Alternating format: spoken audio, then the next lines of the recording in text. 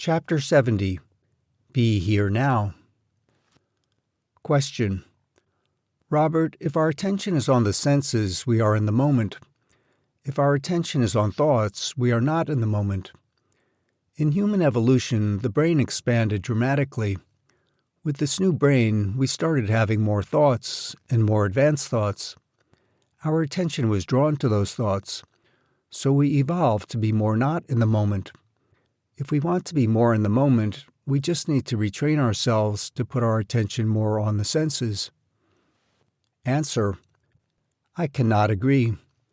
Be here now is an injunction against being lost in thought, not any kind of ultimate truth.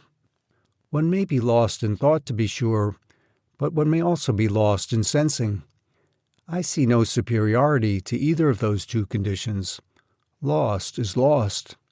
The best case is when you are lost in neither, but simply open and present to whatever may arise, be it a thought, a perception, an emotion, whatever. That is when one is most alive, I say. My friend Joan Tollefson has said that if we give open attention to sensations rather than ideas, impermanence is quite obvious, not as an idea we logically understand, but as our direct experience. As I understood her, Joan was not recommending that one ought to prefer noticing sensations to noticing thoughts. She meant only that for many of us it may be easier to notice the fleetingness of sensations than it is to notice the transitory nature of thoughts, many of which, being habitual, seem stickier than sensations. This is particularly true of certain kinds of thoughts, such as self-judgments, anxieties, and fears, etc. However, one might equally well sit quietly and observe the flow of thought, how a thought rises unbidden, only to be replaced by the next thought, and the next, and the next. That flow is no different from the flow of sensations.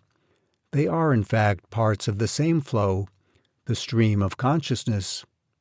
Sensations, perceptions, feelings, thoughts, emotions, all of it are occurring constantly, whether noticed or not, and cannot be divided.